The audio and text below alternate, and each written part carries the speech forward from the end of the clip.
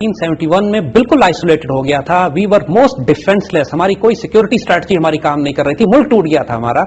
With in 9 years अल्लाह ने हमें एक ऐसी इन्वायरमेंट में डाल दिया कि हम दुनिया की तमाम बड़ी बड़ी पावर्स के साथ आंखों में आंखें डाल के ना सिर्फ इंगेज कर रहे थे बल्कि एक पावर से तो पंजा आजमाई कर रहे थे. यानी अमेरिकन के साथ हमने एट पैरिटी एग्रीमेंट्स किए. पहली दफा तारीख में यह हुआ कि ये जितने भी एग्रीमेंट्स हमने अमेरिकन के साथ किए हैं वो पाकिस्तान को फेवर कर रहे थे, हमें मजबूत कर रहे थे, हमारी एयरफोर्स को, हमारी आर्म फोर्सेस को, हमारे न्यूक्लियर प्रोग्राम को. एट द सेम टाइम इनको इस्तेमाल कर हम सोवियत यूनियन को इंगेज कर रहे थे अफगानिस्तान में. तीसरी तरफ चाइना के साथ तो हमारी दोस्ती के टर्म्स हमेशा से थे. So that was a very, उस वक्त चाइना भी उस वक्त तक एक इतनी बड़ी ताकत के तौर पर उभर के सामने आ चुका था कि जो जिसके साथ मामलात हम तय करके अपने डिफेंस को मजबूत कर सकते थे. So China was our friend. American को हम फुली एक्सप्लॉइट कर रहे थे. यानी लिटरली अगर मैं कहूं कि we were standing on the American tail, हम उनकी दुम पर पांव रख के खड़े हुए थे. अमेरिकन कुछ नहीं कर सकते थे हमारी मर्जी के बगैर, और हम वाकई सख्त शराइत पर उनसे अपना काम करवा रहे थे. और जब अफगानिस्तान को हमने इंगेज, रशिया को, सोवियत को, यूनियन को हमने इंगेज कर लिया अफगानिस्तान में, अमेरिकन को हमने इंगेज कर लिया ऑन ऑनरेबल टर्म्स, चाइनीज तो पहले ही हमारे दोस्त थे, तो ये वक्त था हमारा कि हमने हिंदुस्तान के साथ भी आंखों में आंखें डालकर बात करनी शुरू की, बल्कि हमने उनको बदला लेना शुरू किया उसका जो 1971 में उन्होंने हमारे साथ किया था. So from the security and defense point of view, from the point of view of aggressive foreign policy, ये दौर जो हमारा था, इससे खूबसूरत और गोल्डन दौर हमारी तारीख में इससे पहले नहीं आया था. देखिए, और कैफियत ये बन गई कि नेचुरली जब ये अलायंस बनना था तो इंडियंस ने खाली नहीं बैठना था. इंडियंस का अलायंस पहले ही सोवियत यूनियन के साथ था, उनका अलायंस पहले ही अफगानिस्तान के साथ था. So the nexus between Indians, Soviets and Afghans, and the nexus between Pakistan, American and the Chinese, ये ब्लॉक्स थे जो बन चुके. देखिए, उस वक्त सोवियत यूनियन और चाइना में कोई दोस्ती नहीं थी, कोल्ड वॉर का पीरियड था, चाइना और सोवियत यूनियन के दरमियान भी हॉस्टिलिटी थी. So Chinese started to support Pakistan in Afghanistan. यानी चाइनीज इक्विपमेंट इतना ज्यादा आया है अफगान जिहाद में इस्तेमाल होने के लिए जितना अमेरिकन इक्विपमेंट भी नहीं आया. ये सिर्फ लोग, चाइनीज रोल लोगों को नजर नहीं आता है. चाइना ने बहुत भारी इमदाद की है पाकिस्तान की इस बात पर कि अफगानिस्तान में इस्तेमाल करें, क्योंकि चाइना भी इस बात से घबराया हुआ था कि सोवियत यूनियन जब अफगानिस्तान में उतर कर आ गया है तो ये चाइनीज इंटरेस्ट के लिए भी नुकसानदेह. So Chinese and the Americans, while Pakistanis were doing the main bidding, हम लोग एक्चुअल इंगेज किए हुए थे उन्हें. Now, जैसे हमने अर्ज किया कि ये सारा पीरियड हमारे लिए बहुत ब्लेसिंग का पीरियड था. यानी हमारी एयरफोर्स अब पहली दफा state of the art F-16 और उसके साथ वो तमाम इक्विपमेंट हमारे पास, जिसमें हमने रेडार्स भी लिए, हमने सरफेस टू एयर मिसाइल्स भी हमारे पास आना शुरू हुए उस वक्त. यानी हमारा एयर डिफेंस सिस्टम्स, हमारी air force, entire thing. So now we were in a stage कि हम इंडियंस को भी खौफ में मुब्तला कर सकते थे. देखिए, इसमें 2-4 बातें हम तारीखी तौर पे थोड़ा सा और आपको बताने की कोशिश करेंगे. यही वो पीरियड था कि जब ईरान इराक वॉर भी हो रही थी. यानी तीसरा वो इवेंट जो इस रीजन में हुआ था इस दौर में ईरान इराक का था. 1981 में एक बड़ा अजीबोगरीब इवेंट होता है. While the Iran Iraq war is going on, Israeli planes उड़ते हैं इसराइल से, मिडल ईस्ट क्रॉस करते हैं, सऊदी अरेबिया के ऊपर से गुजरते हैं, गल्फ क्रॉस करते हैं, रास्ते में रिफ्यूल करते हैं, और इराक के न्यूक्लियर प्रोजेक्ट को, जो ओसिराक में उनका एक न्यूक्लियर प्लांट था, उसको बॉम्ब करके तबाह कर देते हैं. 1981, ये 1981 की बात है. ईरान इराक जंग हो रही थी और उस जंग का फायदा उठाते हुए इराक का न्यूक्लियर प्रोग्राम तबाह कर दिया जाता है. ये इसराइली करते हैं, अमेरिकन नहीं, क्योंकि इराक उस वक्त एलाई था अमेरिकन का. देखिए, इराक को तो सपोर्ट किया जा रहा था, नहीं, तमाम अमेरिकन और तमाम अरब कंट्रीज इराक को सपोर्ट कर रही थी ताकि ईरानी इंकलाब को रोका जाए. इस प्रोसेस में इसराइल पीछे से आता है, किसी को इत्तला नहीं करता, इराक को बॉम्ब करके, इराक का न्यूक्लियर प्रोग्राम बॉम्ब करके चला जाता है और तबाह कर देता है. इराक का न्यूक्लियर प्रोग्राम मिडल ईस्ट में तमाम मुसलमान ममालिक में सबसे ज्यादा एडवांस था. यानी इराक के न्यूक्लियर साइंटिस्ट और इराक का nuclear project was very advance at that time, जिसको इसराइल ने तबाह कर दिया.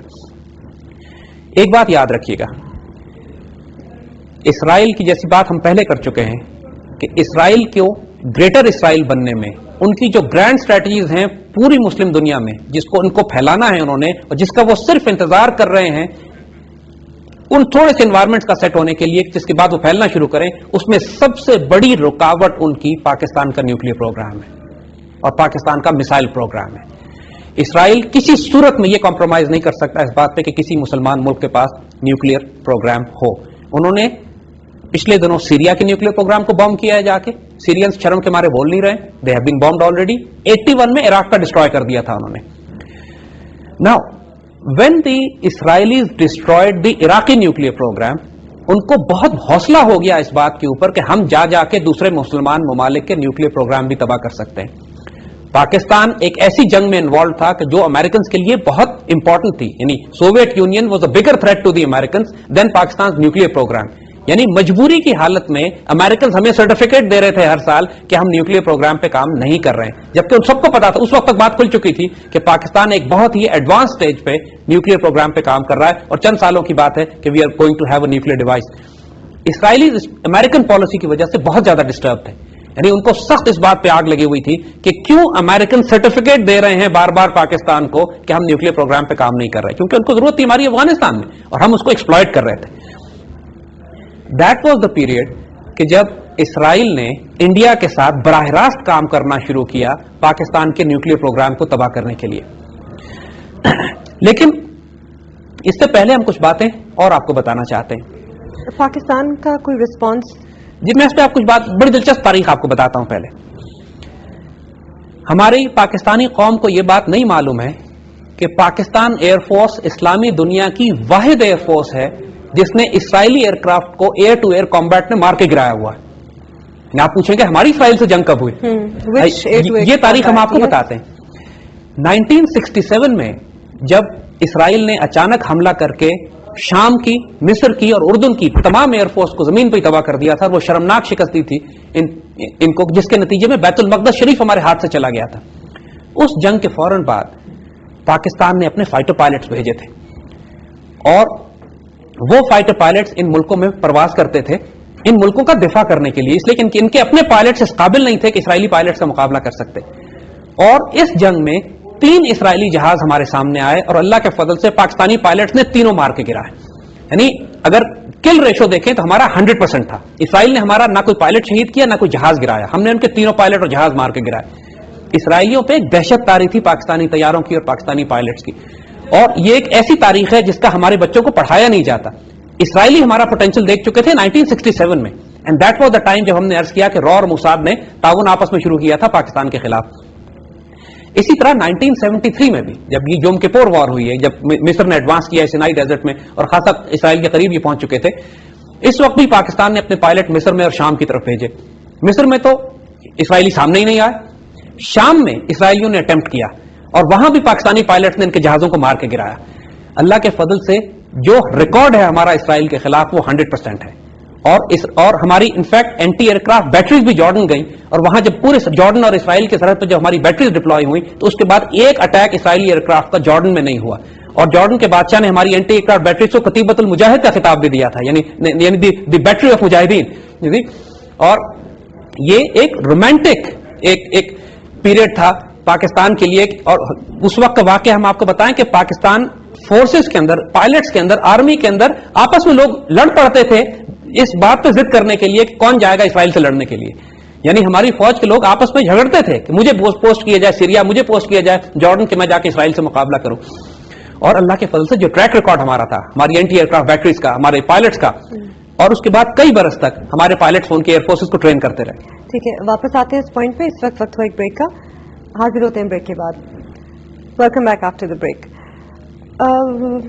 انڈو اسرائیل نیکسس, اس کے بارے میں کچھ ایکسپلین کریں, جو ایک نوشن ہے. دیکھیے نا, جیسے ہم نے بات کی نا کہ 1981 کے جب عراق کے اوسیریک کے نیوکلیر پروجیکٹ کو اسرائیلیوں نے تباہ کیا تو اسرائیلیوں کو بہت حوصلہ ہو گیا, ان کو یہ امید ہو چلی کہ ہم یہی ایکسپیریمنٹ اب پاکستان کے خلاف